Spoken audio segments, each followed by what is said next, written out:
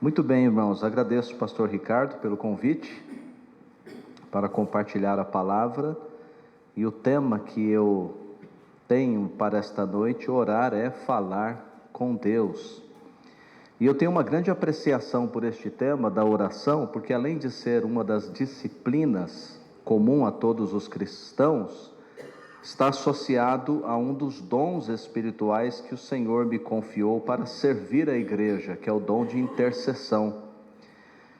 Quando Marinês e eu assumimos as chaves do templo da Igreja Batista Nova Esperança em Bauru para um projeto de revitalização, nos deparamos com um prédio totalmente abandonado, contas públicas atrasadas, zeladora com registro em carteira para ser indenizada e um bairro para ser reevangelizado, porque uma igreja fechou ali.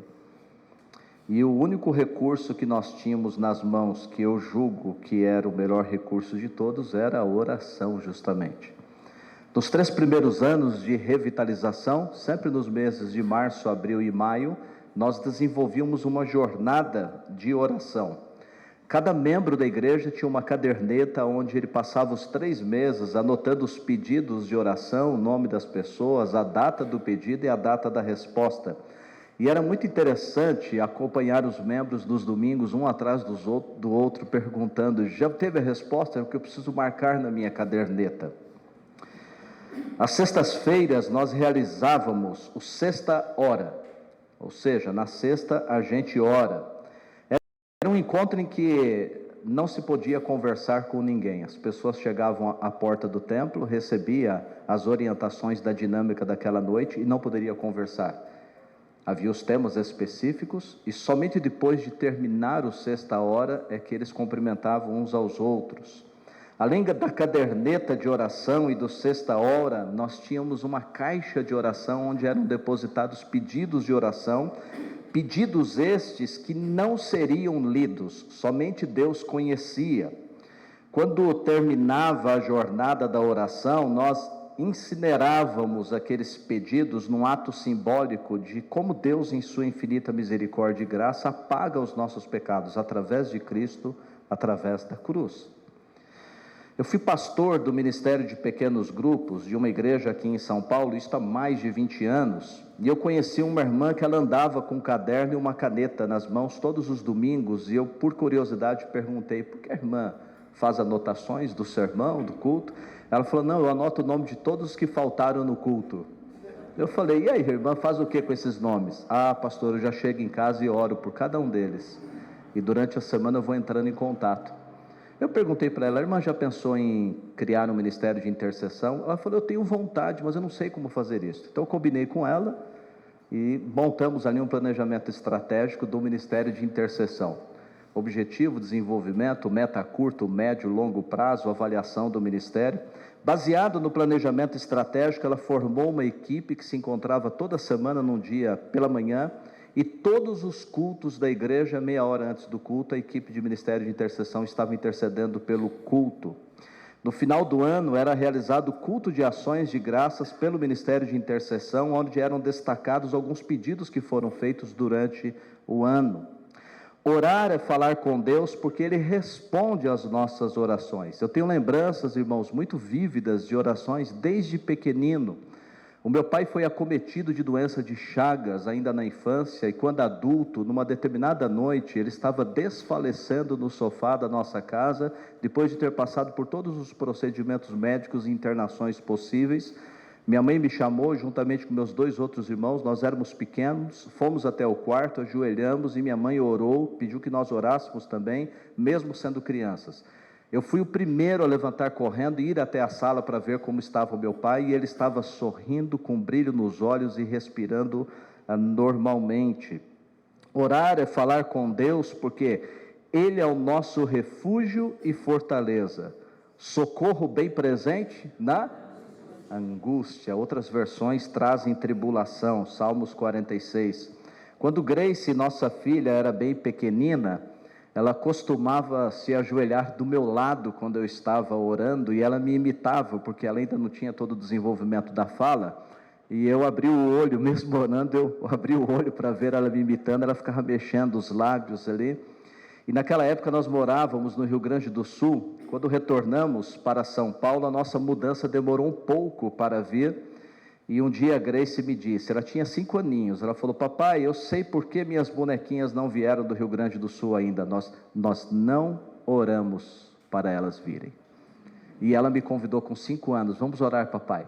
E eu me ajoelhei do lado dela, irmãos, e eu ouvi uma das orações mais lindas da minha vida. Ela disse assim, eu lembro até hoje: Jesus, traz minhas bonequinhas do Rio Grande do Sul, porque eu estou com muitas saudades delas.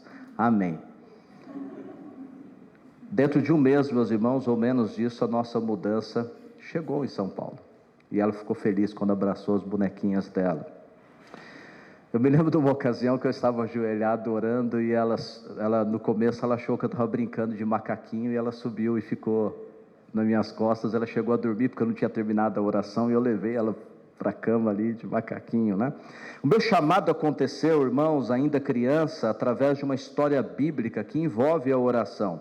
Por isso eu fiquei muito feliz quando o pastor Ricardo me convidou. Eu estava vindo do hospital com a Grace e a Marinês, o Ayrton, o meu genro, estava cobrindo lá o turno. Nós estávamos ali preparando alguma coisa no caminho para comer. O pastor me convidou, eu falei: está confirmado, vou pregar sim, vou compartilhar a palavra. Nada como um momento como esse para falar sobre oração para quem está orando, inclusive, não é mesmo? Clamando pela netinha.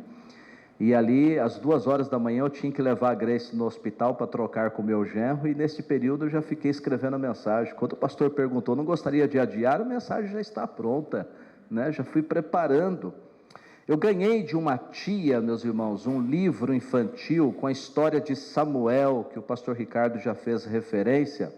Na capa daquele livro infantil estava ali Samuel, garotinho, ajoelhado, limpando os utensílios do templo de Siló. A minha mãe fazia parte da escala de limpeza da igreja onde eu cresci, e eu acompanhava a minha mãe algumas vezes até o templo, e eu ficava procurando dentro da igreja onde estavam os mesmos utensílios que Samuel limpava, porque eu queria limpar também. Sabe qual era o meu sonho de criança aos 5 anos? O meu sonho era dormir dentro do templo para ouvir Deus me chamando como chamou Samuel. Eu tinha essa vontade. É incrível isto, né? Olha o que diz o texto lá de 1 Samuel, capítulo 1, de 1 a 7, será o nosso texto base, se você quiser acompanhar. 1 Samuel 1, de 1 a 7, eu farei a leitura aqui na versão Almeida, século 21.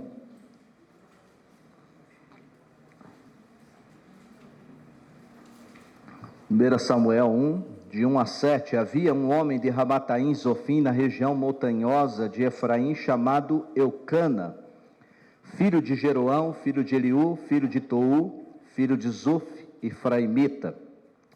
Ele tinha 2 mulheres, uma se chamava Ana, a outra Penina. Penina tinha filhos, Ana, porém, não tinha. Todos os anos esse homem subia da sua cidade para adorar e sacrificar ao Senhor dos exércitos em Siló, onde os 2 filhos de Eli, Ofni e Finéias, serviam como sacerdotes do Senhor. Verso 4. No dia em que Eucana oferecia sacrifício, costumava reparti-lo com sua mulher Penina e com todos os seus filhos e filhas. Porém, dava uma porção em dobro a Ana, pois a amava, apesar de o Senhor tê-la deixado estéril. Mas sua rival a provocava muito, a fim de aborrecê-la, porque o Senhor a havia deixado estéril. Isso acontecia todo ano. Quando subiam à casa do Senhor, Penina provocava Ana, que então chorava, ficava sem comer. Então seu marido Eucana perguntou-lhe: Ana, por que choras? Por que não comes? Por que o teu coração está tão triste? Não sou melhor para ti do que 10 filhos? Você consegue imaginar alguém que está no templo diante do sacrifício do Senhor e ao invés de se alegrar fica triste? Esta é Ana, tamanha a angústia que ela estava vivendo, aborrecida porque a sua rival a provocava por ser estéril. Até que um dia Ana toma uma decisão, queridos. Como é importante decisões sábias na nossa vida. Olha o que diz a partir do verso 9 até o 11. Depois que comeram e beberam em Siló, Ana se levantou. Nessa ocasião, o sacerdote Eli estava sentado numa cadeira junto a um pilar do templo do Senhor. Com a alma amargurada, Ana orou ao Senhor, chorou muito e fez o seguinte voto: ó Senhor dos exércitos, se deres atenção à aflição da tua serva, te lembrares de mim, não te esqueceres da tua serva, mas lhe deres um menino, eu o dedicarei ao Senhor por todos os dias da sua vida, e navalha não passará pela cabeça dele. Irmãos, quando eu li essa história, e eu li essa história inúmeras vezes, porque eu já comecei a ler bem cedo, e eu li aquele livrinho que eu ganhei da minha tia muitas vezes, eu tinha uma vontade de Deus falar comigo no templo, e eu tinha vontade de morar na igreja. Eu tinha vontade. Quando eu olhava para isso daqui, vai ser dedicado a vida toda, né? Primeira vez que eu preguei sobre este texto, eu escrevi uma frase: Deus abençoa todos aqueles e todas aquelas que sabem fazer da bênção recebida uma expressão de adoração. Deus abençoa todos aqueles e todas aquelas que sabem fazer da bênção recebida uma expressão de adoração, porque Ana, enquanto pedia, ela já devolvia. Senhor, será para a tua glória se atenderes o meu pedido. Se me deres um filho, eu devolverei, para que viva sempre na tua presença. Quando a nossa oração está em perfeita consonância com a vontade do Senhor, nós somos contemplados com a resposta e Deus é glorificado pelo seu poder. Olha o que diz João capítulo 14, 13: e eu farei tudo o que pedirdes em meu nome, para que o Pai seja glorificado no Filho. Por isto o exemplo de Jesus, irmãos, no momento do seu sofrimento no jardim, ele diz assim: seja feita, Senhor, a tua vontade, não a minha. Tiago capítulo 4 nos alerta a respeito de pedidos que nós apresentamos diante do Senhor. Olha que interessante o que diz Tiago 4, 2 e 3. Nada tendes porque não pedis. É interessante esse texto, né? Como não tem porque não pede? A gente pede, né? Mas aí o verso 3 diz assim: pedis e não recebeis, porque pedis de modo errado, só para gastardes em vossos prazeres. Você já parou para pensar que se não fosse por Penina, talvez Ana não teria chorado na presença do Senhor? Imagine se Penina, a rival, ao invés de irritar Ana, dissesse assim para ela: meus filhos são os teus filhos também, Ana, vamos criá-los juntos, pegue-os no colo. Mas não, Penina caprichou no serviço, ela irritava Ana com gosto, e acabou se tornando um instrumento nas mãos de Deus para levar Ana até o altar. Portanto, não reclame se de repente Deus colocar uma Penina ou Penino do seu lado para te irritar, porque pode ser que Deus esteja te chamando para orar e você não percebeu isso ainda.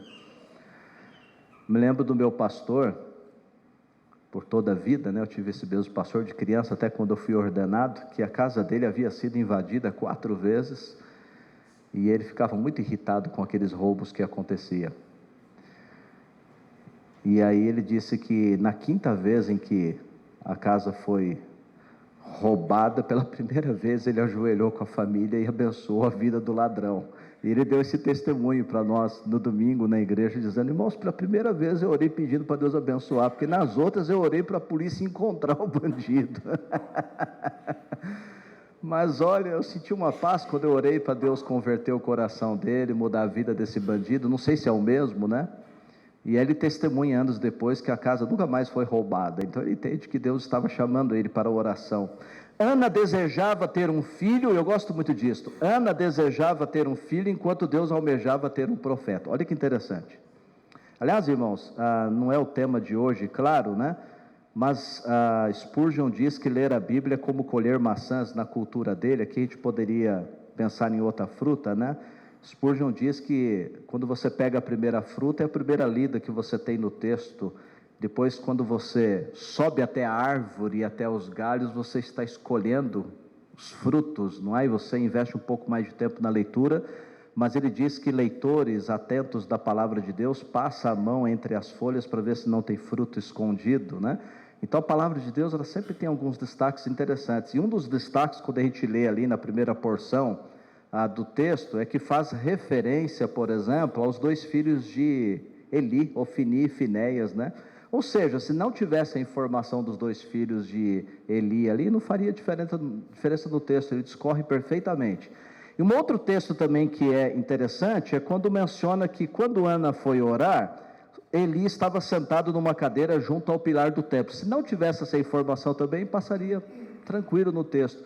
Mas é proposital essas informações, porque Ofni e Finéias, eles eram pecadores, eles eram impuros, eles estavam ofendendo a Deus, porque eles não eram sacerdotes santos. Por isso que está registrado esses dois aqui, porque a história vai correr lá na frente e mostrar o fim deles, inclusive. Queridos, enquanto Ana desejava ter um filho, Deus almejava um profeta, e Penina foi instrumento para que esta oração acontecesse. Se nós soubéssemos, irmãos, o que está à nossa disposição através do recurso da oração, nós oraríamos mais vezes ou nunca pararíamos de orar. Há uma frase que é atribuída a Lutero, que diz assim: tenho tantas coisas para resolver hoje que precisarei investir pelo menos 3 horas em oração. Billy Graham, quando esteve no Brasil pela primeira vez, logo que chegou no hotel no Rio de Janeiro, ele estava acompanhado do pastor Fanini. Ele recebeu um telefonema dos Estados Unidos. A sua esposa estava no balanço, caiu, bateu a cabeça, estava desacordada no hospital. O pastor Fanini disse assim: volte imediatamente para os Estados Unidos para dar assistência para a sua esposa, e eu vou conduzindo as agendas que nós temos aqui, e vamos nos falando. E quem dá esse testemunho é o pastor Fanini, ou dava, né? Ele já está com o Senhor. E aí Billy Graham disse para ele: antes de orar? Não faço nada antes de orar primeiro. E aí eles se ajoelharam ali no hotel mesmo, e o pastor Fanini dizia, né, que imaginava que ele ia orar ali alguns minutos, e passou horas orando, e o pastor Fanini acompanhando, até quando terminada a oração, o pastor Billy Graham levanta e diz assim: Deus disse para eu ficar, que da minha esposa cuida ele. O telefone tocou, já era a informação de que a esposa estava bem, era para ele ficar. Orar é falar com Deus, porque Deus responde à oração. George Miller, fundador de orfanatos na Inglaterra, muitos conhecem a história, né? Faz bem ler a biografia desses homens de oração. Numa certa manhã, ao perceber que não havia alimento para as crianças do orfanato, ele pediu que todas elas se sentassem no refeitório e fez uma oração pedindo pão. Minutos depois, um padeiro bateu à porta dizendo que Deus o havia acordado durante a madrugada para preparar pão para as crianças do orfanato. Um carrinho de leite quebrou instantes depois em frente ao orfanato. O leiteiro perguntou se eles não gostariam de ficar com leite para que não estragasse. E parece, irmãos, que essas histórias estão longe de nós, né? Eu cresci na região aqui da Zona Leste, e uma das igrejas da nossa associação estava fazendo um muro de arrimo e também uma fundação para o templo novo, e houve um cálculo errado na concretagem e faltou concreto. E isso é desesperador, porque quando você falta concreto numa fundação, isso pode comprometer a estrutura, né? E aí o pastor juntou os irmãos ali e começaram a orar. Um caminhão da prefeitura tinha concretado uma obra, e por acaso passou pela rua, viu que estava aquela movimentação toda, encostou e falou assim: olha, eu estou com uma quantidade de concreto aqui para descartar, vocês não estão precisando aí? Era exatamente a quantidade que estava faltando, irmãos. Deus responde a oração, inclusive de concretos para a igreja, né? George Miller convidou, olha que interessante, George Miller, numa das viagens missionárias que ele precisava realizar, onde seria conferencista, isso está na biografia dele também, quem registrou, ele ouviu do comandante da embarcação que havia uma grande neblina à frente, e que isto os impediria de chegarem no dia e no horário marcado. George Miller convidou o capitão do navio para orarem pedindo ao Senhor que removesse aquela neblina, porque em 37 anos de ministério, ele nunca havia chegado atrasado em compromisso algum. O capitão não acreditava que aquela neblina sumiria, mas acompanhou Miller até a oração. Depois que George Miller orou, o capitão fez menção de orar, e Miller não deixou ele orar, dizendo: você não vai orar, porque você não tem fé, você não acredita, então você não pode orar. Essa é uma das razões. A segunda é porque já não tem neblina, pode verificar. E a neblina já não estava mais ali. Eu fui pastor de uma jovem que um dia me perguntou ao telefone: pastor, se Deus já tem tudo determinado e conhece todas as coisas, por que eu tenho que orar?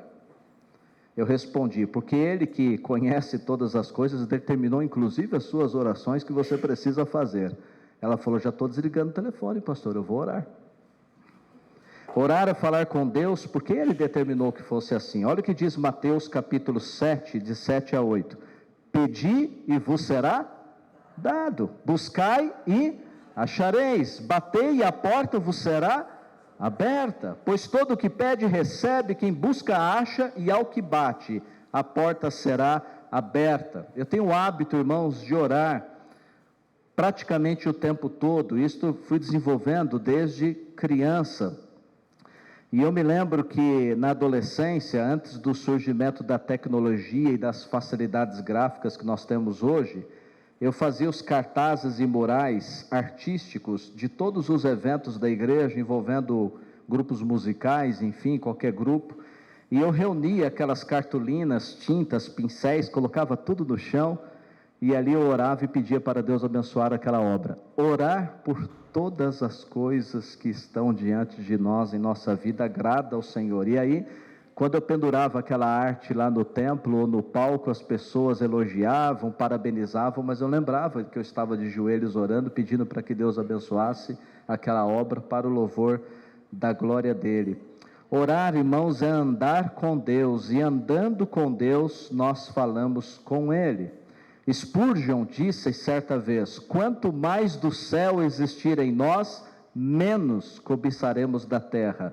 Paulo escreveu aos Colossenses no capítulo 3: pensai nas coisas de cima e não nas que são da terra, pois morrestes, a vossa vida está escondida com Cristo em Deus. Jesus disse em Mateus 6:21: onde estiver o teu tesouro, ali estará também o teu coração. E a pergunta é essa: aonde está o teu coração, querido irmão e querida irmã? Se você me responder com quem tem andado, o que tem feito, o que tem pensado ultimamente, eu sou capaz de dizer onde está o teu coração, se no céu ou se está na terra. Porque onde estiver o teu tesouro, ou seja, seus interesses, anseios, buscas, investimentos, aí estará o teu coração. Orar é manter os pés na terra, mas o coração no céu. Quando eu pastoreei a igreja coreana no Bom Retiro, uns anos atrás, eu acompanhei em aconselhamento uma jovem universitária que estava passando por um grande desafio na área da ansiedade, área emocional, e depois de alguns encontros eu dei uma tarefa para ela para contribuir para que ela arejasse um pouco a cabeça, distraísse, aproveitasse a vida, e eu sugeri que ela fosse até uma gelateria, tomar um determinado tipo de sorvete, e enquanto fizesse isso, desse glória a Deus, porque é o melhor sorvete que existe no mundo. E eu enviei a oferta para ela ainda, para que ela pudesse ir. Uma semana depois, ela mandou a foto da gelateria, da mesa do sorvete. Ela escreveu para mim assim: pastor, o senhor tinha razão. Como é bom esse gelato, glória a Deus por isso. Ela nunca mais vai esquecer de como Deus é bom. Olha que interessante isso, né? Agradecer pelas pequenas, que a gente acha que é pequenas coisas. Quando nós agradecemos, meus irmãos, por tudo que recebemos, experimentamos, nós desenvolvemos um estilo de vida, de modo que a oração ela deixa de ser uma agenda e um programa, ela passa a ser um hábito, passa a ser algo natural. E olha que interessante, quando Ana entendeu que deveria orar, ela foi agraciada pelo Senhor. Vamos ver lá agora, seguindo o texto, 1 Samuel, verso 12 agora, capítulo 1 de 12 à frente. Enquanto ela orava ao Senhor, Eli observava os seus lábios. Como Ana orava em silêncio, seus lábios se moviam, mas não se ouvia sua voz. Por isso Eli pensou que ela estivesse embriagada, e lhe disse: até quando ficarás embriagada? Deixa de beber vinho. Mas Ana respondeu: não, meu senhor, sou uma mulher angustiada, não bebi vinho nem bebida forte, mas derramei a minha alma diante do Senhor. Não penses que a tua serva é uma mulher sem valor, porque tenho falado até agora da minha grande ansiedade e aflição. Eli lhe respondeu: vai-te em paz, e o Deus de Israel te conceda o pedido que lhe fizeste. Ela disse: que a tua serva encontre graça diante de ti. Então a mulher seguiu o seu caminho, comeu, e a sua aparência deixou de ser triste. Como eu gosto, irmãos, da parte B do verso 18. Me chama muita atenção. Então a mulher seguiu o seu caminho, comeu, e a sua aparência deixou de ser triste. A oração trouxe novamente alegria ao coração dela. Dá para contrastar com o verso 7, né? O verso 7 diz assim: isso acontecia todo ano, quando subiam à casa do Senhor, Penina provocava Ana, que então chorava e ficava sem comer. Mas quando ela decidiu orar e derramar a alma dela perante o Senhor, ela se alimentou e o seu semblante já era diferente.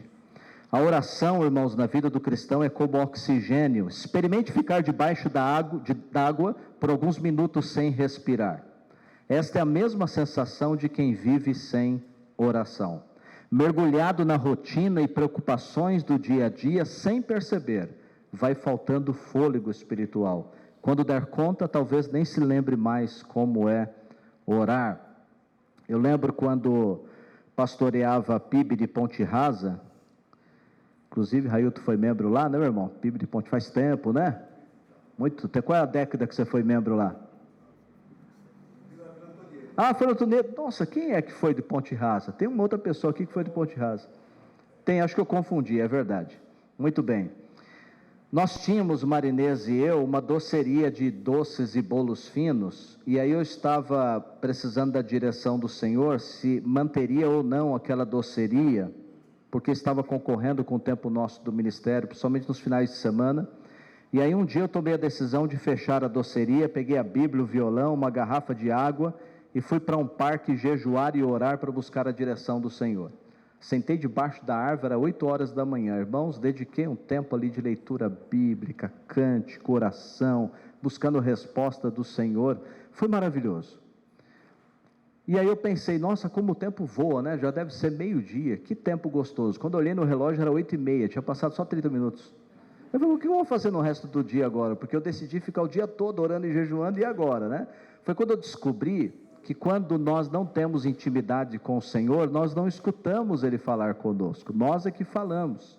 E muitas vezes esse é o nosso hábito, nós nos ajoelhamos ou fechamos os olhos, oramos e nem esperamos a resposta. É como se entrássemos na sala de um chefe na empresa, pedíssemos alguma coisa, quando o chefe vai responder, você levanta e sai e não espera a resposta.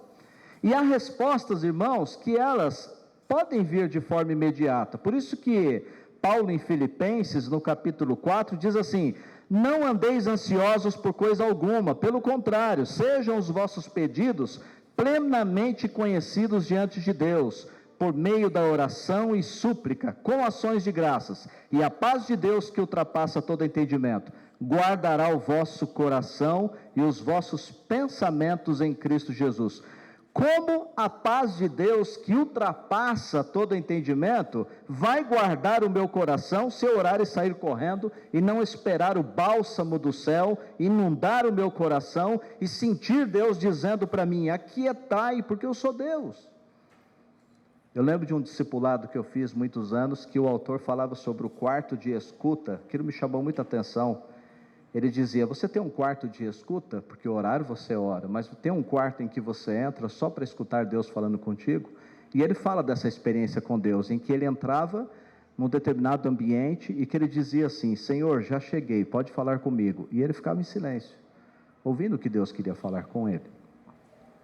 Deus não revela segredos para estranhos. Você jamais saberá o que está no coração de alguém se você não for amigo ou amiga íntima desta pessoa.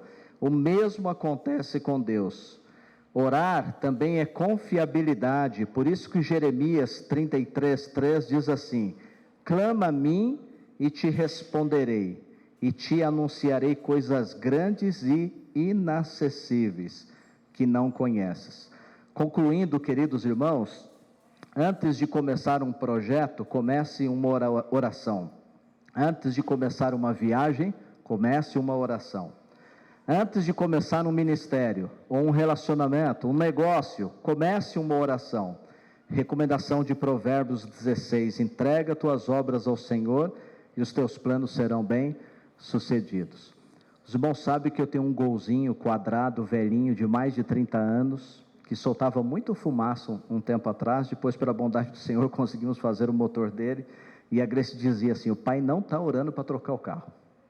Mãe, o pai não ora para trocar o carro, porque se o pai orasse a gente já tinha trocado. O pai ora por tudo, e acontece.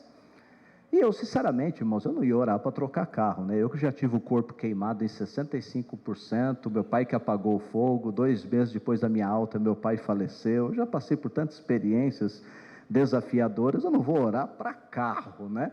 Mas muito bem, o golzinho começou a quebrar, e quebrava demais, e quebrava, chegou a quebrar o banco. Eu falei, misericórdia, quando quebra o banco, não dá, porque se para na rua você empurra. Com um arame e um alicate você resolve, mas banco quebrado não dá, porque você não dirige, né? Bem do motorista. Aí eu falei, Senhor, tenha misericórdia, manda, Senhor, um banco novo. Eu não pedi carro. Aí a Grace falava, o senhor está orando pelo carro ou pelo banco? Não precisa nem responder, pai, você está orando pelo banco, né? Mas tá bom, Deus ouviu a oração. Eu acho que alguns dos irmãos já viu eu entrando aí com uma Palio Weekend Adventure, né? Carrão bonito, né? Ganhei o ano passado de um casal de missionários americanos que se aposentaram. Trabalhei com eles mais de 40 anos em ministério esportivo no Brasil. Eles voltaram para os Estados Unidos, pastor David e Amy Hammond, e eles estavam em Campinas. Ele me telefonou e falou, vem para cá que eu tenho um presente. Chegando lá, ele disse assim, está aqui o carro, meu carro será seu, para você usar no seu ministério. Falei, que bênção, né? Glória a Deus, né? A questão agora é que tem IPVA, o golzinho não tinha IPVA, agora tem IPVA, tem um monte de coisa, né? Mas tudo bem, né? Vamos dar glória a Deus por isto, não é? Orar é falar com Deus, irmãos, enquanto andamos com Ele. Se você for amigo do Senhor Jesus, com certeza você conversa com Ele o dia todo, em todo lugar, em todo tempo. Vamos orar? Obrigado, Pai querido, pela oportunidade que o Senhor nos dá nesta noite de, mais uma vez, pensar o tema oração. Lembrando que o Senhor mesmo nos deu exemplo, ó Pai, de uma vida de oração, mesmo tendo um ministério tão atarefado, Senhor. O Senhor separava tempo, o Senhor se afastava, ia para locais isolados para conversar com o Pai. Senhor, meu desejo nesta noite, com estes textos, com as ilustrações, testemunhos, era de incentivar e estimular os meus irmãos a fazer da vida deles uma vida de oração e orar o tempo todo, Senhor, o tempo todo, em todo lugar, por qualquer coisa, seja pedido, confissão, seja gratidão, adoração, ter uma vida de oração como estilo pessoal, Pai, um hábito. Por isso eu agradeço a Deus pela oportunidade e peço que essa Tua palavra encontre lugar no coração de todos nós nesta noite para frutificar, Senhor Deus. Muito obrigado, Deus, pelo privilégio que nós temos de orar através do Senhor Jesus, a quem agradecemos. Amém, Senhor.